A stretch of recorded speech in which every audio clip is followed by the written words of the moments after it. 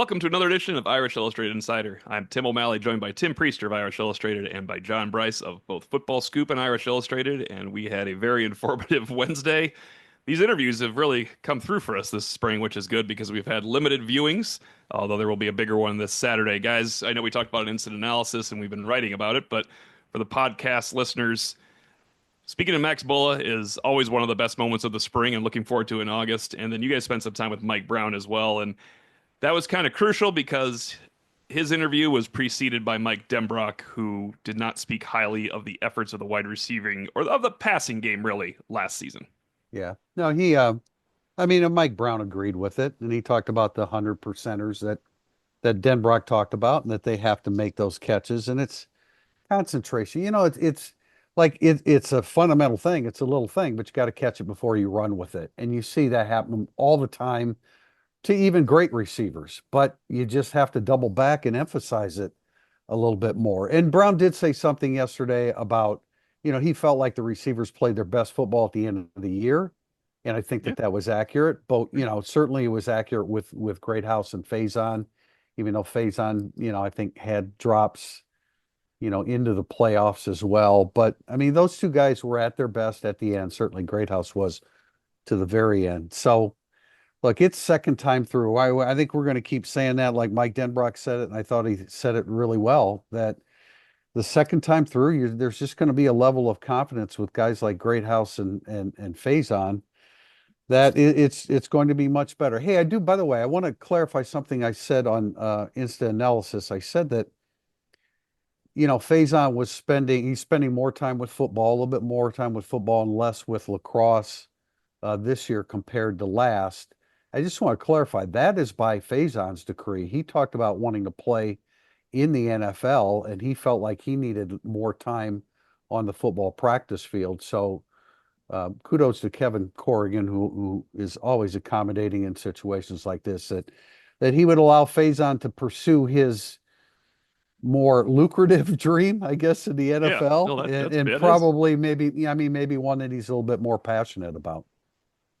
Yeah, as it relates to the wide receivers and kind of the messaging the last week or so, including Mike Denbrock to Mike Brown, I do think it's Notre Dame sending a message to that group that they've got to tidy some things up a little bit. I completely agree that they closed the season strong. Jaden Greathouse was as good as any receiver in college football on the semifinals and national championship stage. I think that guys are cognizant of that. I would point out that, look, that was a group that was going to have some issues all along, more or less, because of the fact that there'd been transition at receiver coach. There was a new offense. There was yet another new quarterback. Riley Leonard was injured all last spring. Took him a while to be healthy enough to really work to develop that chemistry with them. And while Notre Dame has a three-man quarterback battle right now, at least all three of those guys are healthy. They've been healthy in the few weeks preceding spring camp from the end of the CFP run, and that you hope they'll be able to continue to get as much time together as they all want moving forward into the summer to continue to work on that. So the wide receivers have to be better. Certainly not defending that volume of drops that they had last year, especially as it correlates to what percentage of the offense that was. But there were some natural obstacles last year that do not appear to be in place this year, in my opinion. And they didn't escape like the costly drop. Obviously, Jaden Greathouse's drop. Oh, his only drop pass of the football season was the Northern Illinois Northern Illinois. 40-yard gain. He was the least. He was less of That's a a game culprit than changer. anyone. That's a game changer, They had man. 7 drop passes in the last 7 games only, which means they had 20 prior to that. So that Whew. does, yeah, they really they had 5 against Florida State. I know it didn't matter, but that's just terrible. How Um, many? Collins obviously had the most. Faison Collins wasn't, led the way, but but you Faison was said Faison the percentage of drops Faison's compared to. percentage was higher. I put it in my story just a little bit higher. Kudos to Chris Mitchell, never dropped a ball, and he was wide open. And speaking of Northern Illinois, to not drop that ball too. But that was part of the issue. I, I don't think he was blaming Brown, but you also can't blame Riley Leonard as your outgoing quarterback that did everything for you besides be wholly accurate. But if Riley Leonard was more accurate, I think it would have helped Notre Dame's receivers. It's their fault they dropped the ball. It doesn't help when he's not as accurate as he needs to And be, right? the drops that I picture in my head are balls that should have been caught. Yes. Like, Oh yeah. the No, word. I think all drops are balls that should have been caught. Well, true, Actually, but like you're mentioning Leonard maybe not being pinpoint, and he's not. He never will be. Uh, but the ones that I picture are ones that clearly he caught him in stride. yeah, yeah. Faison, that was lack of concentration trying to get upfield before he caught the football. Those are the images that I have in my head when I think about his drops. I don't think drops are the only problem with the passing game, though. That's why I'm saying Riley Leonard's Fair inaccuracy. enough. It's kind of like when your point guard throws you terrible passes. You're like, well, he caught the ball and he shot it. Why didn't he hit the three? I feel like there's places you could hit guys in stride where you can all of a sudden your passing game's a lot better because you hit two balls you should have hit and they gained 25 more yards because it was a perfect pass. It's kind of there were certainly inefficiencies across the passing game when we look at the drops because the drops make you mad. You get mad at two interceptions, the Ohio, it was the Penn State one and the Northern Illinois one, and Ooh. then everything else you're just kind of like, oh, it was intercepted. You get mad at every drop because everybody thinks they can catch every pass. So I feel like people automatically get mad at drop passes. I know I do. How many times we yell catch the ball when you're sitting in a press box, How many not pens realizing the safety's coming downhill? how many pens have been thrown in a press box on Yes. drop passes? I'm not familiar with what you speak. Linebackers, as detailed yesterday, Max Bull, a fantastic rundown. Um, I think it's interesting because I am guilty of this at least. I won't say we. They lose Jack Kaiser, and you think, okay, well, the fifth guy, the other four guys are going to get better, and I think that's true. Then you just bring a fifth guy to the rotation. It'll be Madden Framo by the time they need him.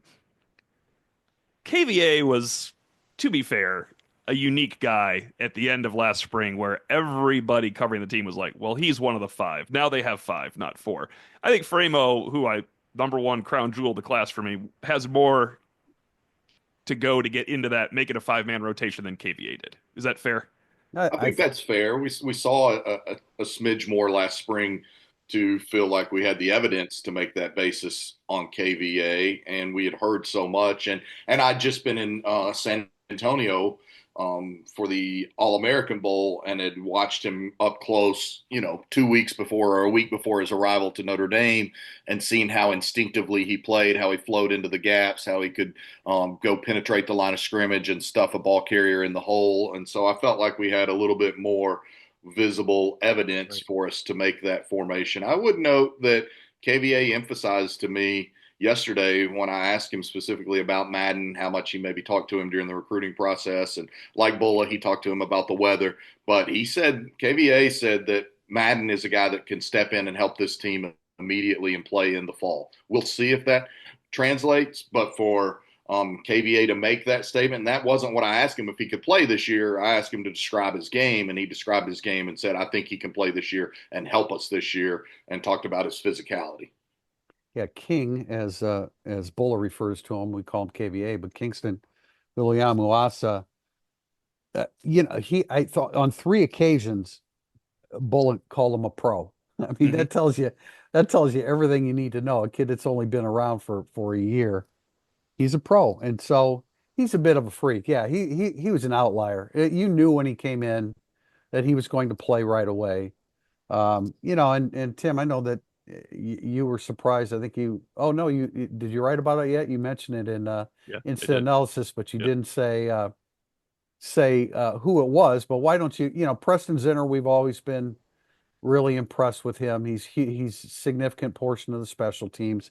It's hard for him to get into that rotation, but Bola mentioned a guy yesterday and said something that we were like, wow, didn't Yeah, well, really didn't expect him to say that. I did not. He ran down all the backers, which is great. The thing I like about Bulla is he actually will tell you what they have to work on too, Yeah. because he's very, very positive all the time. And of course, with Zinter, you really want to be. It's like, all right, Zinter, special teams core guy, somebody you can count on all the time. He'll always be lined up right, all that. But you hear that a lot about guys that don't play too. He then said, after saying I can't say enough about Z, he has to work on finishing at the ball a little bit more. In other words, like Z, I know you know where to go. Now let's go make a play. So I like to get that type of critique too, because there should be critiques. I mean, they're half pros. You can critique them a little bit in their third year. But we asked about the young guys. Glowing reviews of Teddy Rizak, which we had heard some good things behind the scenes. When he said if you ask Lauren Lando about Bodie Cahoon, he will say he's the most explosive linebacker in our room. That is not something I expected to hear from Notre Dame's linebacker room. So that's measured in strength and strength, power at the point, strength, leaping ability, probably straight ahead speed testing. I had no idea that he was that far ahead, but then he did say, of course, not the kiss of death because you don't expect Cahoon to beat out one of those guys anyway this year, but he just has to know where he's going a little bit more, and that is a very important aspect of football. And I think Cahoon, the injury didn't help him because he missed the playoff run, whereas Rizak actually played the whole playoff run. He averaged 11 special team snaps a game. So he was up with the varsity doing stuff too, where Cahoon was rehabbing. So I think I don't that's think, why we saw some Rizak stuff. yeah, I don't think I realized that about Yeah, Rizak, but I think you ended up asking him about Rizak, did you not, Tim? it was Jack Sobel. Yeah, that's why I Oh, it asked was about Sobel. Cahoon. Okay. That's why I asked about Cahoon. Yeah, Teddy's a football guy. He comes from a football family, a football area. He's a glue guy in the room. I mean, these are strong comments. Brings yeah. people together from this side of the room to that side of the room.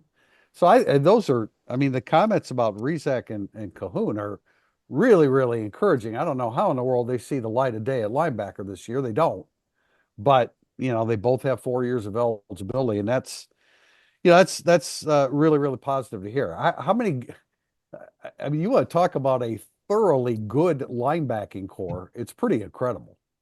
Yeah, and I will say we talk a lot, deservedly so, about all the rules that the NCAA and college athletics leadership get wrong. The decision to let guys play in the postseason last year without it impacting eligibility, we're seeing it firsthand now. All the dividends it's paying on the Notre Dame roster. Rizak being chief amongst them. I noticed him playing during the playoff run as much because it caused some number switches. So I think Tefelsky had to Right. go to 46 because they were both playing on teams so much. And Rizak, being the scholarship kid, kept the 35, and they were out on the field at times together. So you had 35 and 46 out there. And 46 played a lot of football at Central Michigan. And so when you're able to utilize somebody like that, and then you're able to play Teddy and not worry about it burning up a red shirt, and that's what they were able to do with Jagasaw as well. Now, if Jagasaw is as good as we all think he can be, that redshirt year doesn't mean a whole lot, but he could come back and play that 4-game stretch and not lose a season of eligibility because of it. Again, that's one they got right, and now we're seeing so many Notre Dame kids directly benefiting from it this spring. Those red shirts matter when a this doesn't happen often, but when a top prospect gets hurt late in his what would be his final, what you're thinking, oh, he's going pro. Like Right. Tim Priester, if Jonas Gray had a red shirt, remember he got hurt in November. Everybody's like, oh Yeah. God, well he had never Yeah. redshirted, so that was it for him, and that would have helped him coming back. One more thing on Rizak, actually the the phrase Bullock used, because I love this from coaches, when he said he has a sense for spatial awareness, that is so I underrated in love that. football because they're all phenomenal athletes.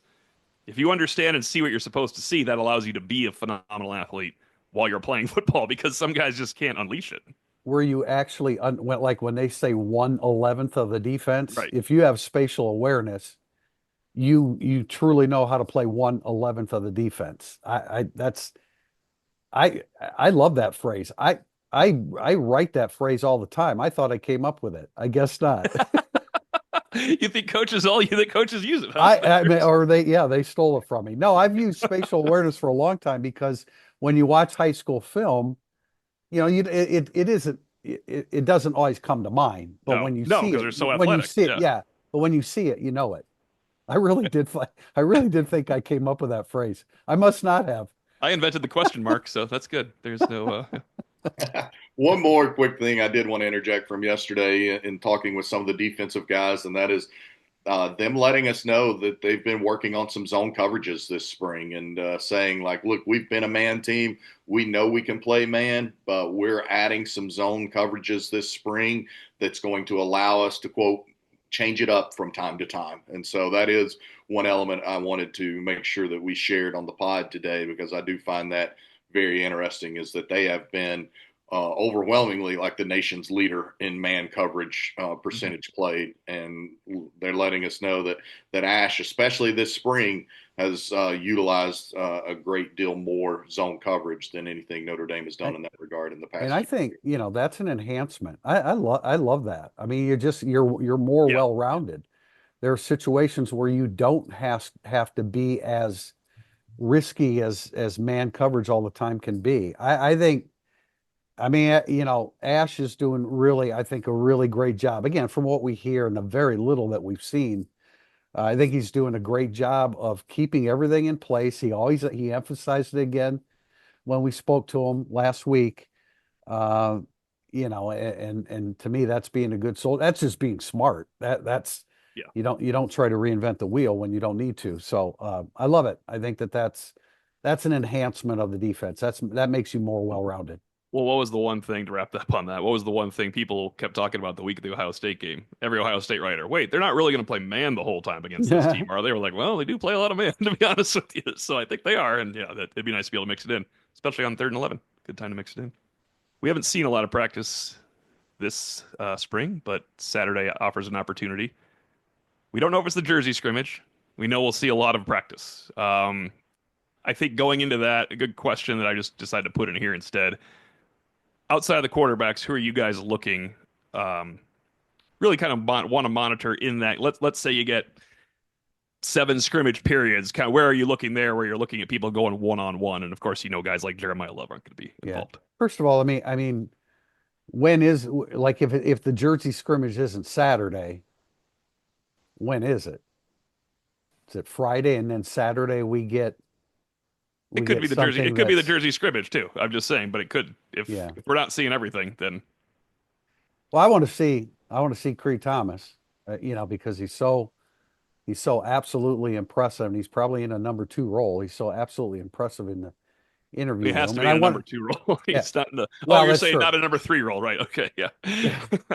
Yeah, I mean, He's not the number 1 he's role. getting no, he's getting tons of reps and learning, and he sounds really smart. When you talk to him, you think, oh yeah, he understands the defense. He convinces you that he Yeah. understands what they're doing. He says there's installation every practice, and I'm on top of that. Okay, I have no reason to disbelieve him. But the two Well, guys, you're gonna talk to Mickens on yeah, oh, Friday tomorrow. exactly, Yeah, yeah. exactly. And so I got a story out there because I thought it was such a great interview. I wanted to, but those are the kind of things that spill over into Thursday thoughts. Which today's Thursday thoughts, and I want to ask you guys this: the 2 freshmen that you're hearing other players mention the most, the ones that I've heard are Cree Thomas and Elijah Burris, defense, offense. I mean, for me, when you ask who I'm most looking forward to studying Saturday beyond the quarterbacks, it's very quickly the offensive line and how does that offensive line shake out? Specifically, how many live reps does Gerby Lambert get? And we've been told he's training at left and right. So do we see him at both of those tackle positions, or only one on Saturday? And how do those guys look against Notre Dame's D line? And how does Notre Dame deploy its D line in the game on Saturday? What does Sean Sevillano look like? We've continued to hear good things about him. We know Al Washington raved about his feet. So, what kind of movement does he show? Sullivan Absher told us all he feels much stronger and is moving very well and is determined to make it impossible for them to keep him off the field. That's what he told us. So, I'm excited to see that. So, I intend, let's hope that my squirrel brain will hold to it. I intend to really focus in on the trenches Saturday. And young receivers, I like Yeah.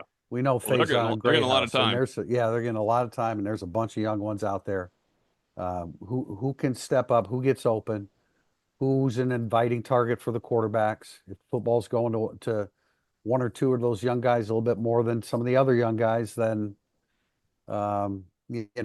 that's a good sign. But they need even with Fields coming in the summer and Pauling limited, you're still going to need a couple young guys to step forward.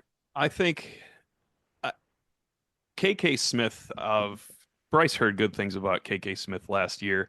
When I saw him last spring, he made a play. When I saw him last August, he made a play. He seems like he's been injured other than that. So I think this is a time. And KK Smith dropped a pass in a game when he got a chance from Yes. Steve Angeli. That's not the Micah Gilbert drop that will go down in infamy It was a until Micah sideline. Gilbert scores his first bomb Yeah. touchdown. It It was was a a Notre sideline Dame offering. sideline throw. Yeah. I'd like to see Cake. I liked what he said to you, Priest. You're like, I would have played if they would have just cleared me medically. I would have gone out there, gotten hit, and played in the playoffs because he was itching to get back out there. So he's a guy that I think through Well, August camp, I just want to see if he is the one that and makes. that's a guy that like, okay, then maybe make or break is too No, no, strong it's of a true. It's term, real. but It's true. it's a Yeah. really important spring for him for a couple reasons. One of which is he's playing the X with Faison and Elijah Burris, which the older guys on defense are saying, Devontae Smith said, Elijah Burris, that dude's got wiggle. Well, he would know because Yeah. I don't, he's not necessarily lining up in the slot, but he's on the field with them running around. And so, even more important for KK Smith to show because he's got a young guy there that teammates are talking about at the X position. And I wanted to add, John Bryce, Tim Priester, and Andrew Mentok will have a Irish Illustrated overtime after what we believe will be a scrimmage. Um, there'll be a lot of scrimmage periods. How's Either that for way, you? we'll have the Yeah, for you guys to talk about on Saturday? I will be in the air heading over towards the Grand Canyon range when that is going on. But that will be something on Saturday afternoon, and just kind of follow our Facebook pages and our Irish Illustrated message board. Tom the intern can get the time out there when we have a better estimate of things because there's still. You guys also talked to Marcus Freeman after that practice, so that will be right, an informative right. moment. Looking to upgrade your wardrobe? Founded by Notre Dame alum Go Wang, you've seen ESQ's custom clothing on the player walk and all of your favorite players and coaches. With more than a decade of making the best bespoke clothing available, ESQ will help you look and feel your best. From a perfect fitting suit or sport coat, shirt, or bomber jacket, or that perfect tuxedo for wedding season, check out esqclothing.com and book an appointment to upgrade your wardrobe today. Mention Irish Illustrated and get 10% off your entire purchase. That's esqclothing.com. We'll be back with segment two, burning up the boards. Segment two is burning up the board. So we start with a question from ND Dan 106. Do you think Mike Denbrock's comments about the wide receiver room last year motivate the players? Is an indictment on the players Mike Brown's recruitment from high school, transfer portal, something else? What's wrong? Why are they dropping passes? Go ahead, JB. Oh, I mean, I think there was certainly intentionality in Denbrock saying that publicly because it's been I agree. discussed at length all season long. I don't think it's some scathing condemnation of Mike Brown or that group. I think he's putting it out there as a challenge. And that's how I interpreted it. He was acknowledging it. They know it. They know they dropped too many passes. They're speaking it out loud to let it be known that everyone's aware and that they need to clean it up. Obviously, you want to see the recruiting going better at the wide receiver position on the high school level, but I don't think Mike Denbrock's statement had anything to do with that. Yeah, I think, yeah, I'm sure it's motivation. Catch a football with your eyes is one of his catchphrases this spring. I don't think I've ever thought that the receivers coach is doing a poor job when the players drop the football, which maybe seems a little I mean, counter to the reality. other than benching, but are you really benching Bo Collins with the team you had last year at receiver? Yeah, You know, I mean, ultimately, I mean, that sounds weird because it's his job to make sure they catch a football, but look, they catch hundreds and hundreds of passes thrown their way over a 12-month period. It's not for lack of reps or catches or attempts. I think it's on the player. The player has to stay focused and concentrate and see through the football and make the grabs. And again, as I said in first segment, all the drops that you see in your head are think about Bo Collins's drops. Those are lack of concentration. It's taking your eyes off the football, which is, I mean, that's about as wide receiver 101 as you're going to get. yeah, and I think Denbrock just wanted to kind of point out that there was more to it. I mean, there was a lot of issues last year in the passing game. For him to say we weren't even fully confident in our passing game at the end of the year, and they're more confident in what they can be now. He knows it just has to be better. That it's incredible some of the things that team went through to make it to the national championship game and have a chance to win it. When you think that like this isn't Mitch Jeter's fault, but at one point they couldn't hit a field goal, guys. I mean, imagine if you had closer games. They couldn't have possibly made one. He Yeah. wasn't healthy. They missed 8 out of 11 field goals in a stretch. No, if you look at their, I mean, I know there's a reason, but if you look at the misses, it's insane.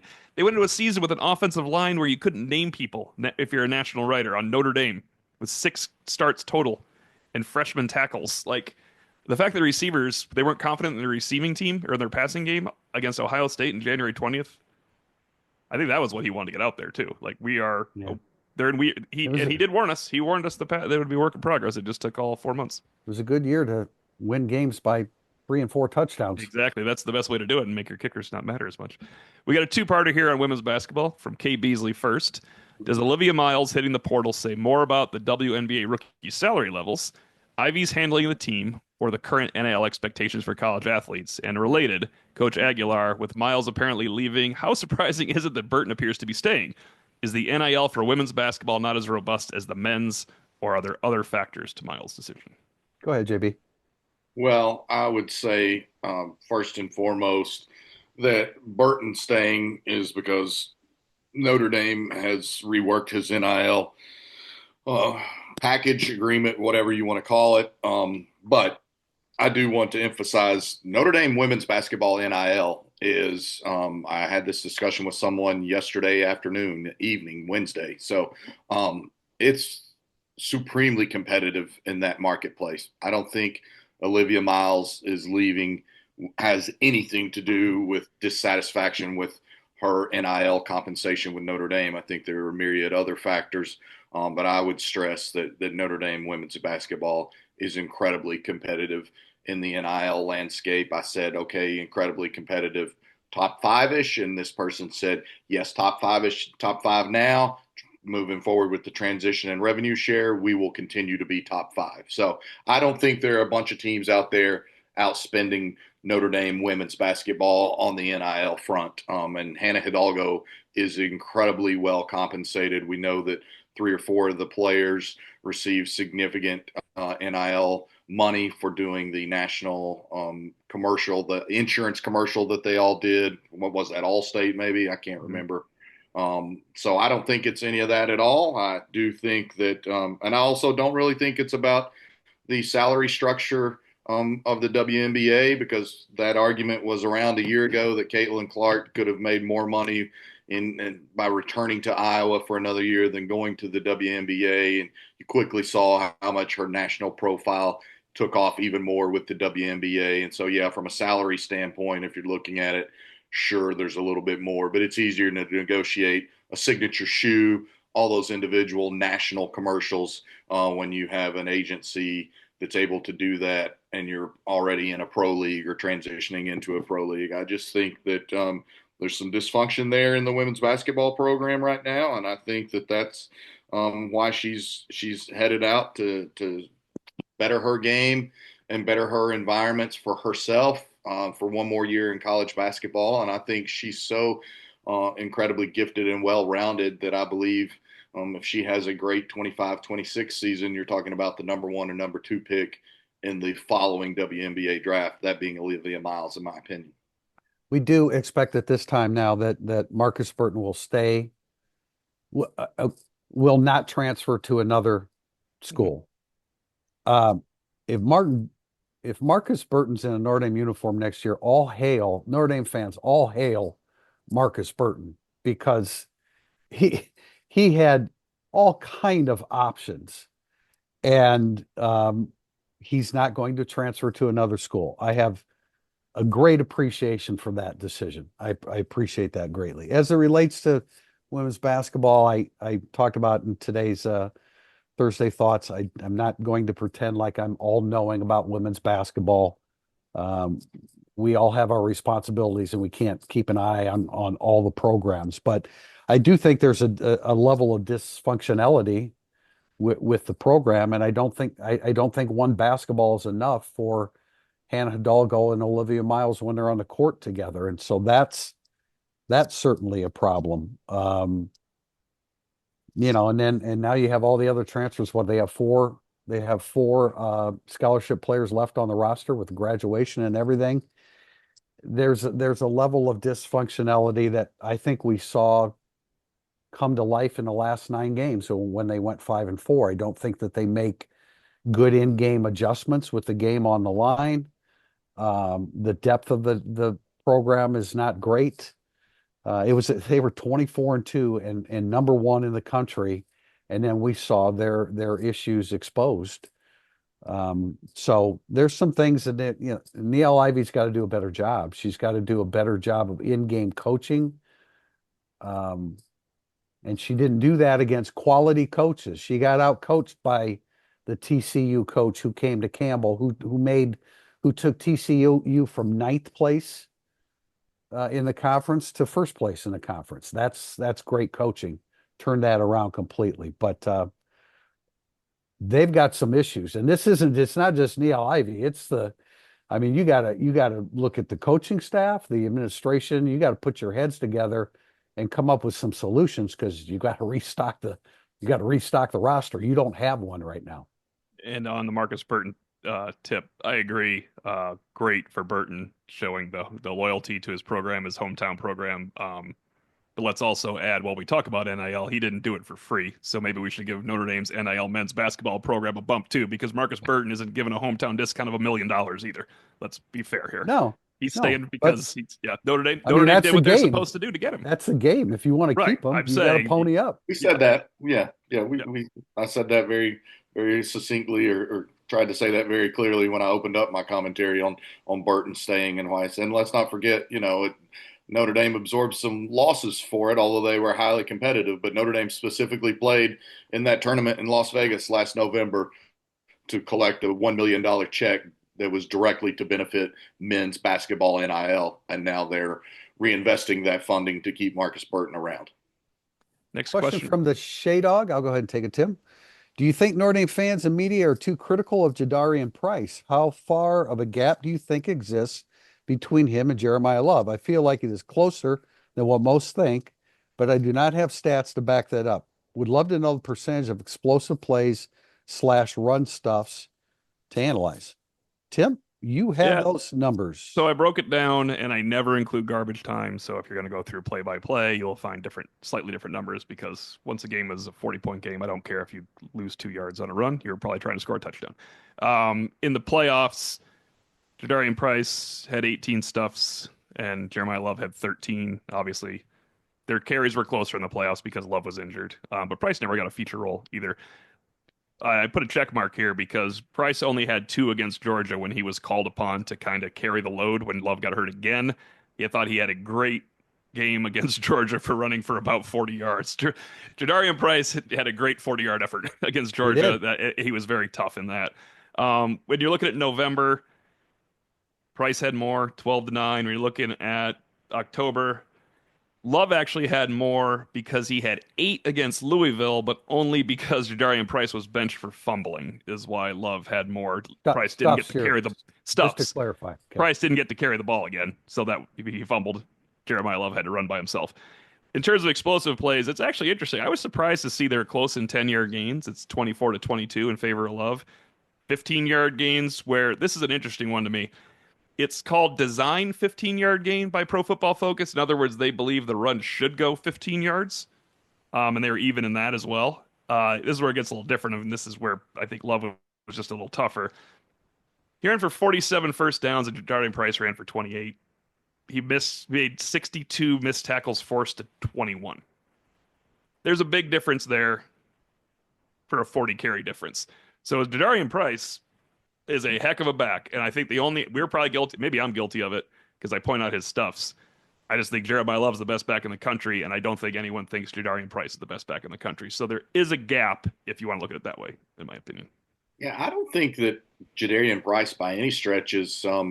I don't think fans in general, as it pertains to this question, take Jadarian Price for granted, and I don't think that fans or media are particularly beating up Jadarian Price. I think we've all stated, certainly I'll state again, Jadarian Price would start for a boatload of Power Four teams in college football, not just other teams in college football. He would start for a lot of teams in college football, and I think Jadarian Price will have a chance to be a professional running back as well. I think he's really very good. I just think, like you said, O'Malley, that Jeremiah Love is supremely elite, one of the best running backs that you guys have said you've ever seen here at Notre Dame. I told you already back in the fall, he's one of the best running backs I've seen, comparing him to some of the SEC greats or otherwise. And we've got one more year to see what Jeremiah Love can do after just a Herculean 2024 season, or Supermanian, I guess, since he leaped so many people.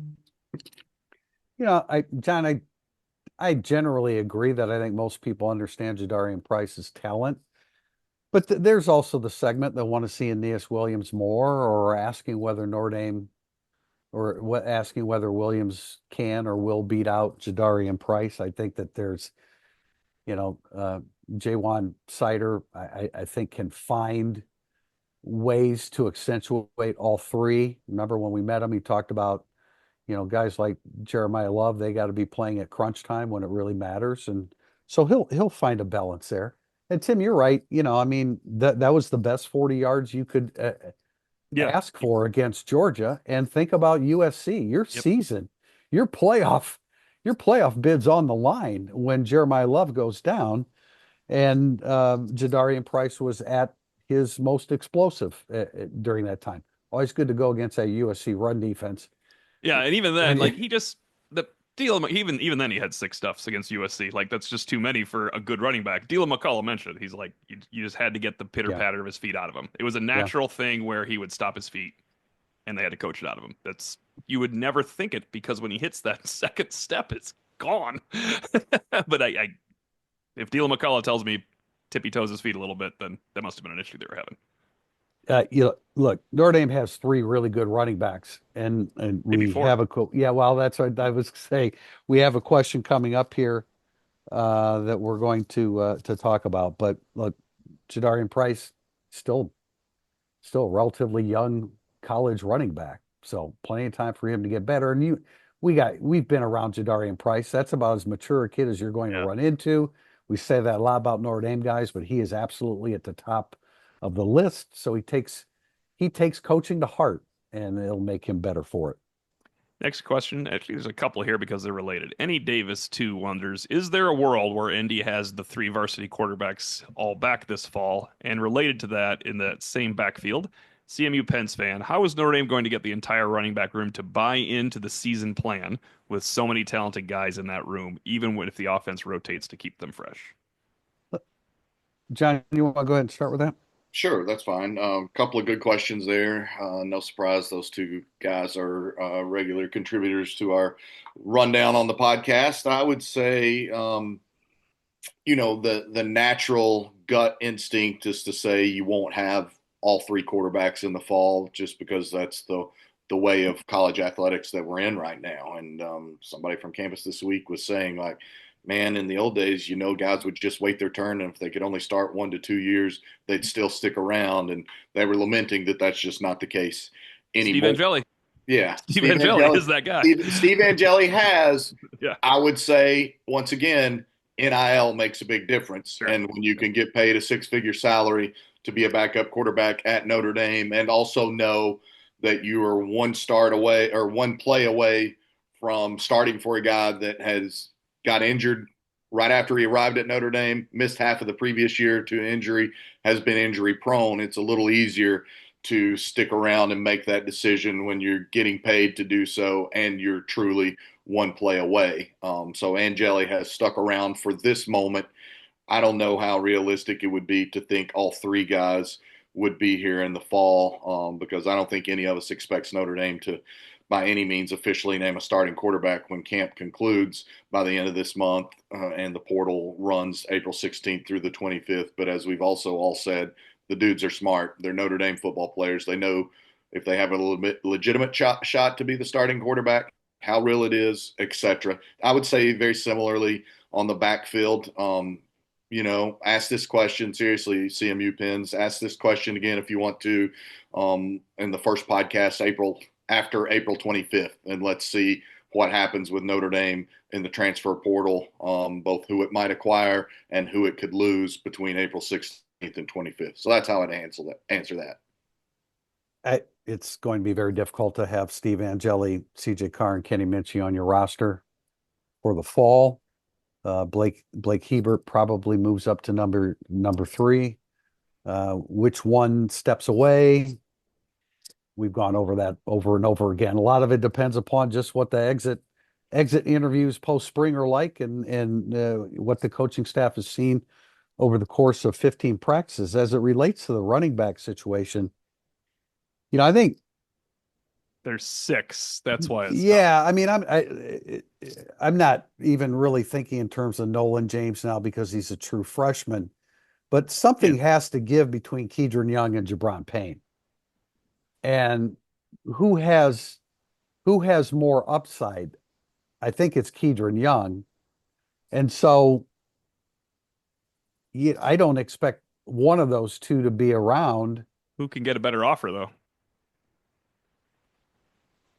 Probably Kedron Young, don't you Yeah, think? that hurts both ways. If he has better Yeah, upside for Notre Dame, he can yeah. also.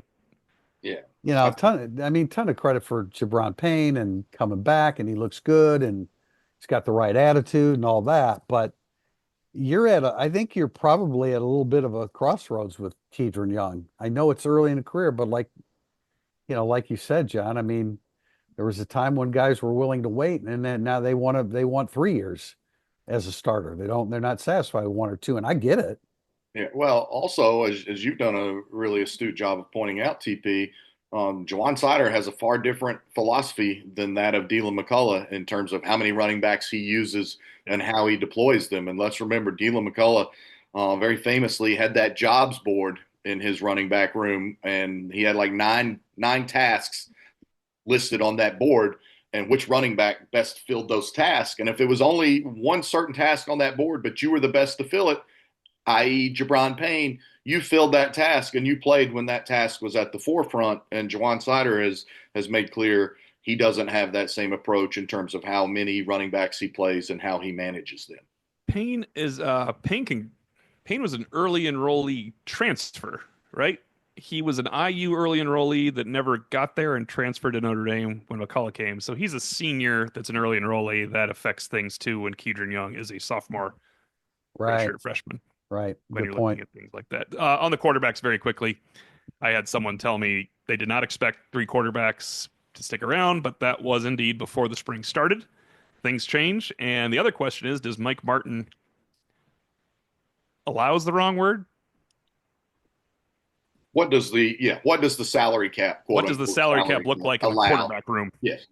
What for does it Mike allow Martin? you to carry at every position? And those Yeah. are real conversations that we're asking on this podcast because we know they're being asked in college Yeah. staff rooms. I have a question for you guys. I mean, and you're absolutely right. Mike Martin will make that determination, but early in this process, which it's a first time through for college football, how fluid are those numbers? How fluid can those numbers be as far as dollar amounts for Oh, each you mean like individual? year one and two? You're like Yeah, talk to Martin. You're like, we need to be more flexible in these yeah, years because you do need to keep more players. You're not going to tell someone to leave school, but you can tell the third quarterback we're not going to pay you even what you were paid last year in NIL money. Right. That can force people to leave school if they want Right. yeah, to, but or they could stay and yeah. Right. you could sign on for your Right. scholarship and, Yeah. and get a Notre Dame degree. Yeah, exactly. You might be told we're not doing anything with your scholarship, but you're going from 125 to 50. We want to We keep you, but Yeah. these are the dollars. You have a make question from Jay New. I'm sorry, John.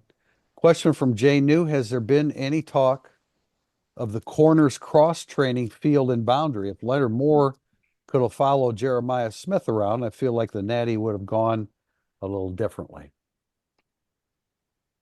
Mike Mickens did it with Cam Hart in 2021. Um, he did it with Christian Gray as a freshman because he was the swingman. Don't know if Morrison ever had to do it because he showed up on campus and won the boundary cornerback job. And Leonard Moore was pretty obvious there too. I think they cross train all the time. I just don't know how much they do it in the fall. well, I mean, that's a great question. Yeah. Once again, I'm not even being flip. That's a great question that we'll have a better answer to after we visit with Mike Mickens and Marty Biaggi tomorrow. I would note Ethan Long told me the other day that he is training at field and boundary safety. So Mhm. he is cross training in the very back end of the defense. I did find that interesting. One quick thing, guys, because this is very important. I asked Leonard Moore about this before the playoffs because Leonard Moore is really good. He brought it up. I went into that Louisville game. You guys got to remember, he didn't replace Benjamin Morrison in the Louisville game. Benjamin Morrison was playing boundary corner. Christian Gray was out for the Louisville game. Jaden Mickey entered the portal because Leonard Moore was so good. Leonard Moore had to play field that game. He played field against Louisville. The only touchdown he gave up this year, other than the USC junk at the end, that they, by the way, put on a highlight reel. Leonard Moore said, I had not played field cornerback since the beginning of camp. He was like a fish out of water trying to play field quarterback. So I don't think it would have worked against Jeremiah Smith. But if you just cross train more during a season, that's what we got to ask Mickens. They always cross train in the spring because you get more reps by not leaving the field. Like if they throw to the boundary and you're on the boundary, and then everything flips, you just get to you just get to stay where you are. You get more cornerback reps. I don't know how it works in the fall, but we can ask Mickens. We have a question from Jim Booney, CRS. Jalen Sneed played his best football last year, even with a smaller snap count compared to the other linebackers. If Sneed can further improve, how would you expect that to manifest this upcoming football season? Go ahead, I feel JB. like this is no. I was going to say I think this is perfect for UTO because of the time you spent Yeah, yesterday with Bulla and the detail that you have about Sneed's weight gain. So I yeah. would, He yeah, mentioned let me defer. I don't I don't think I put as much into it as I should have either. We had someone on our board said people usually people on our board priesters say I don't think people are talking about it. And I'm like, well, we always talk about that. We talk about absolutely everything. I don't think we talked about this until Max Bulla brought up the weight gain for Jalen Sneed. He was always a 223 pound, the year before 218 pound Yeah. guy. If you keep your explosiveness at 235 and you're in a system and it's relatively the same system with different verbiage, playing football for 3.5 years now in it at the varsity level, physically, there could be a huge leap because mentally you're already locked in. Maybe he's got to be more locked in terms of knowing what to do than he ever was. As Max Bullis said, this is going to help him fight off blocks rather than try to avoid blocks with his speed. Like you could just take on more if you're stronger. You see Drake Bowen take on blocks. You don't see him trying to evade any blocks, right? So if Right. Jalen Snead could do that as well, and if Jaden Osbury could do that at his size, I think it's huge. I know Jalen Snead's our favorite offseason guy, but he was better than people give him credit for last year too, Well, I think. imagine being Jalen Snead growing up and you can run around Yeah. absolutely everybody that Yes. you encounter on a football field. So it's natural to do, but I think it could really be significant. And in 235, now he said, 240, we're getting a little bit too big. He doesn't want him to lose a step. But it's fascinating. And I mean, the question, how does it manifest itself? It manifests itself by more snaps, more third down stops. I mean, just more tackles for loss, just more of everything. He needs to. Do you have the snap count handy, Tim, or do you remember Yeah, I wrote that was, generally? I mean, I it put it in was the story. I have it right here. okay. You talk for 10 seconds, I'll pull it up for you. There's Yeah, I mean that the key to greater success for him is A, the weight gain, and B, just simply being on the field more often to make plays. yeah, You start adding that up. Go ahead. Kaiser was 40 snaps per game, Bowen was 38, so they led the way. Drop off here a little bit. Jalen Snead 27, Jaden Osbury 27, and Billy Amuasa 26 when he wasn't injured. His Wow, gets all thrown off. that's Yeah. a hell of a job. That's a pretty good balancing act by Bulla there. But that's what That's Bill a said. that's He a did a good job of himself. He patted himself on the back. He did. Yeah. Yeah, He should I have. would note when we talk about the 235 weight, they indicated he's not quite there yet. He is currently listed at 232. He's going to get the 235. They made clear they feel really good about that, Yeah. and that's where they want to hold him. But he entered spring camp listed at 232. I just wanted to throw that. Typically, I mean, as you would imagine, Chris Ash is kind of like he looks at Jalen Snead and starts listing off. He's fascinated about what he could Yeah. possibly accomplish with Jalen Snead on the field a little bit more. Um, El Golden, a little bit more, not that he wasn't aggressive, but maybe a little bit more close to the vest at times with things and not wanting Jalen Snead to not be that 1/11th of the defense, was less inclined to put him on the field. Maybe Chris Ash will be more inclined to put him on the field. It's probably one of the best things that could have happened for Jalen Snead Yeah, we'll see if it's the best thing for the rest of the defense. Well, that and ultimately that's the only thing we care about, fans care Right. about, Yeah. or should, what's best for the entire defense. But we talk about what are we going to be looking for and things to watch on, Jersey scrimmage and blue gold game. Jalen Sneed, how he's utilized, how he can help them in ways that he wasn't able to do all the time last year just because of the snap count. From System Man 167151 also needs a new handle. Has your expectations for Steve Angeli starting in week 1 increased? And separately from that, I would like to add, are you buying Greg McElroy's take that Steve Angeli is going to have a Joe Burrow-like season? And then he wrote, LOL. I even think this is a bold take. Yeah, Yeah. that's pretty bold. Go ahead, John. Yeah. No, I was just going to say I'll start with number two in that question and say no. And in terms of number one, I am unchanged at this point in time. I will try to have a better opinion there after we conclude spring camp, but I'm not ready to sit here and say, oh, I definitely think Steve Angeli is going to start the first couple of games and CJ Carr is going to automatically take it over from him. I don't know that CJ Carr isn't doing enough right now to win the starting job or whatever. And I don't know that if Angeli did enough to be your game one starter, you would automatically have it in your mind, well, he's going to start the first 8 quarters for us and then it's CJ Carr time. Like that makes no sense to me either direction. Yeah, I mean, we certainly haven't seen enough in practice to be able to make some declaration about the number one quarterback. And I don't think that we've been really given the enough feedback to make a statement like that either. Nor So will they. Nor will they yeah, give you the nor feedback. yeah, they won't. I mean, Mike Denbrock went out of his way. It's like, I'll answer any question you have about the offense, except about the quarterbacks. And he ended up commenting on Angeli a little bit, but Joe Burrow, holy cow. We all like Greg McElroy. We've all interacted with Greg McElroy and respect his opinions. Have done it. Really becoming a hell of an analyst on the broadcast. And I see where he's coming from, but I don't think Steve Angeli has near the ability that Joe Burrow has. And so I don't know. I mean, it makes for good March, April conversation. His version of Irish Illustrated ISO talking about those kind of things. But I, we don't know. I was asked directly yesterday. So is CJ Carr definitely going to start this fall? I'm like, well, where's that coming from? We all realize he has the highest upside. We get that, but let's just let this play out. They're not going to name a starter. We will probably hear some things behind the scenes that gives us an indication, but let's let it play out. And for crying out loud, I mean, the coaches are watching this every day. For us on the outside to sit here and say, well, I strongly think that this person should start over the other one, we don't really have any basis for that. Unless you want to say, hey, Notre Dame should go with the guy with the highest ceiling, and that's CJ Carr. But highest ceiling in 2025 may not be him. You know what's kind of ironic about McElroy's comments is What's that that? Steve Angeli could have a third year like Greg McElroy. 20 touchdowns, 5 picks, and playing the national championship game. Run first offense and a defense that's better than your passing game. That was what Greg McElroy did in his third year at Alabama, Yeah. or excuse me, fourth year at Alabama, and then he went to the NFL. Like, are we rating Steve Angeli higher than someone like that?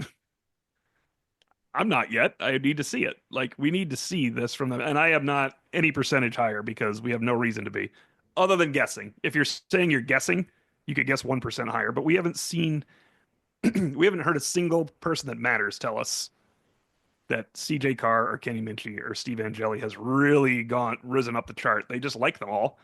And the only thing I know is someone's going to be three. And that is the one conversation they're going to have is someone's going to be three. It's the fair conversation to have. And I also don't think they're going to use the summer to figure this out. Notre Dame's coaching staff. It's too close, don't you They can. think? If they can, If it's they not can, yeah. entirely in their hands. So I Well, mean, it's not entirely in their hands for the three. I think two right. people stay. Two people are going to stay at Notre Dame. Yeah. Yeah, that would be a strange. That'd be a strange development. Also, since Pete's not here, Joe Burrow 60 touchdowns. From Kenny Covington, I love the players in the linebacker room, including reserves, but how does that mesh with the reality that it is truly a nickel game? Is it overkill or necessary for long playoff runs? And I think he means the I mean, if you play linebackers. a 4-2-5, you've got a rotation of 4 or 5 guys at linebacker. I mean, playing six is difficult to do, especially with Devontae Smith around, and that you're inclined to have him on the field most of the time.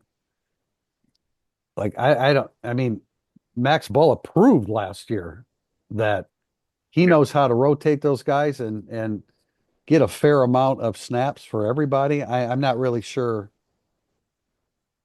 I mean, Unless he means surplus, like they will eventually leave the younger guys, but I don't think it is. I think you rotate running backs, linebackers, defensive tackles, defensive ends, wide receivers like crazy, and you need more tight ends than anybody knows because of special teams.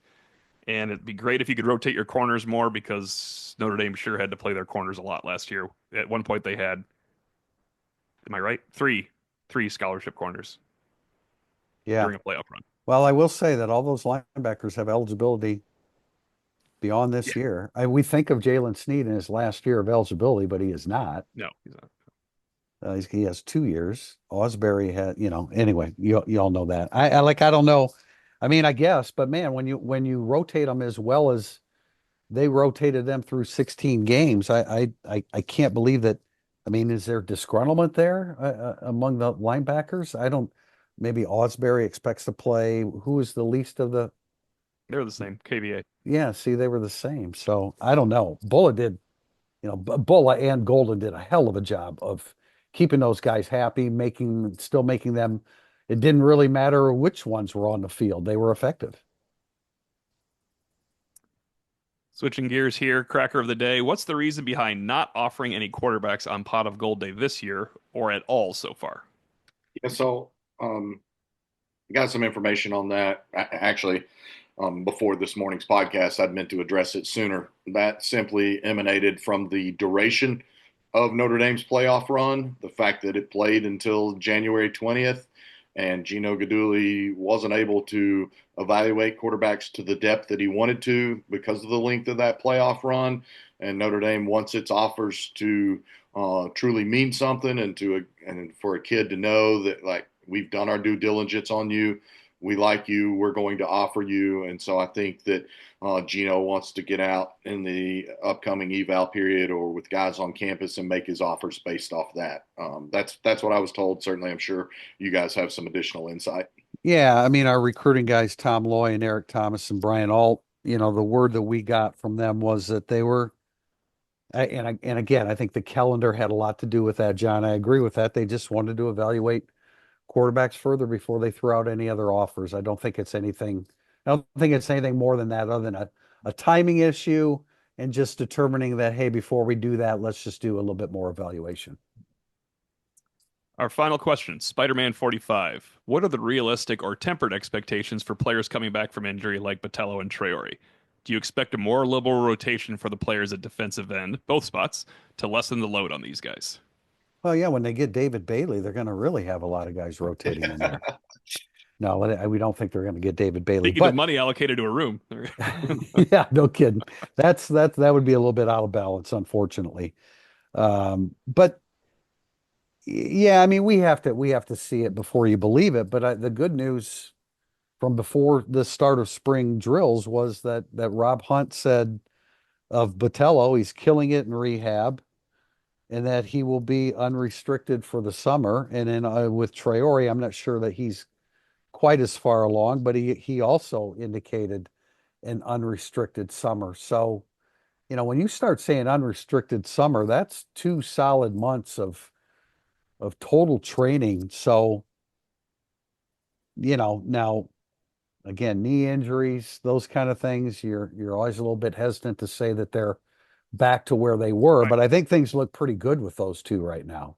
Yeah, I would say with that, yeah, we've heard Botello say he expects to be absolutely full go by around June 1 or whatever it is, a little bit later in the summer, but similar for Traore. So you expect Traore and Botello to both be easing themselves in over the first month of the season, in my opinion. But yeah, I think it's reasonable to expect a bit more rotation there because Bryce Young is on the cusp of superstardom, and Logan Thomas, you've seen flashes from him. You expect him to take the next step in the fall. Should have more capable bodies to do a little bit more rotating and potentially have even more impact there because of that. Yeah, you got six guys, four of them play Viper. once again, no one's mentioning Junior Tuihalamaka, who saved Notre Dame's football season. God, we And don't. We do not mention him he's nearly just, enough. yeah, I he's got am to get some guilty of stuff. that. Maybe he'll work a little at strong side too if Logan Thomas keeps developing and those two guys are healthy because Young and Burnham are on the strong side. The other four Barnum, exactly. not yeah, Young and Burnham are on the strong side, and the other four are boundary players. So Tuihalamaka's a versatile guy. I'm sure he wouldn't mind cross training and getting 7 more snaps on the strong side because if Traore or Botello are all healthy, I guess we'll stop mentioning Junior Tuihalamaka as much as we needed to. But he had a very good year and a really important first couple playoff games as well. And we'll stop mentioning David Bailey. Yes, We'll and definitely we stop will. once he commits somewhere, signs somewhere. We will be back on campus tomorrow, actually, interviewing Mike Mickens, Marty Biaggi, defensive backs, and some special teamers. Instant analysis will follow that, and then Priester Bryce and Andrew Mentok will be on campus Saturday for a open Notre Dame practice, or most of an open Notre Dame practice, and an Irish Illustrated, well, instant analysis and Irish Illustrated overtime after that. So until then, for Tim Priester of Irish Illustrated, John Bryce of Football Scoop, I'm Tim O'Malley. Thank you for watching.